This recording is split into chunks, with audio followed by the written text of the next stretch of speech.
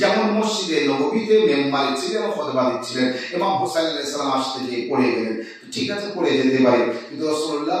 কাউকে বলতে পারতেন যে পড়ে গিয়েছে আমার নাতি একটু তুলে দাও, বা ঠিক আছে পড়ে গিয়েছে ওঠো বসো, অথবা কাউকে বলতেন তুলে আন এখানে পাশে বসাও। কিন্তু রাসূলুল্লাহ কি করলেন আপনারা সবাই জানেন, রাসূলুল্লাহ মেম্বার থেকে নামলেন, সেখানে গেলেন যেখানে হুসাইন পড়ে গিয়েছিলেন, সেখানে যে হুসাইনকে তুললেন মেম্বারে আনলেন, পরিষ্কার ভাবে খুতবা পাল্টে গেল, খুতবা বদলে গেল, কি নামাজের, কি রোজা, কি হজ, কি যাকাত, কি বিষয় বলছিলেন, নিশ্চয়ই হুসাইন হুসাইন করছিলেন না, কিন্তু যেই নাকি হুসাইন পড়ে গেল, রাসূলুল্লাহ হুসাইনকে তুলে এনে খুতবা পাল্টে গেল, খুতবা পরিবর্তন হয়ে গেল। হুসাইনের দুই বাজু ধরে উঁচু করে বলেন, আইয়ুহান নাস হাযা হুসাইন ফারিফু, হে মানুষ সকল তোমরা জেনে নাও এই আমার হুসাইন। ইয়া আমি বলবো ইয়া রাসূলুল্লাহ, ইয়া নবী আল্লাহ, ইয়া হাবিবাল্লাহ, কি আপনি উম্মতি জানে না আপনার হুসাইন, এই হুসাইন আছে না নেই, এর নাম কি, মানে নাম কি আছে, আপনার এই নাতির নাম কি আছে, এই নাতির পরিচয় কি আছে, নানা নাতির সম্পর্ক আছে না নেই, ওই ছেলেটা ওই বাচ্চাটা যে পড়ে গিয়েছে আপনার সাথে কি সম্পর্ক, কি এই মসজিদের ভিতরে যারা আছেন তারা জানে না?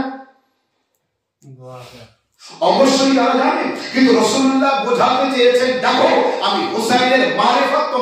তোমাদেরকে দিতে যাচ্ছি, তোমরা যে হুসাইনকে চেনো, এই হুসাইন সে হুসাইন না, আমি যে হুসাইনকে চেনাতে যাচ্ছি হুসাইন সেই হুসাইন।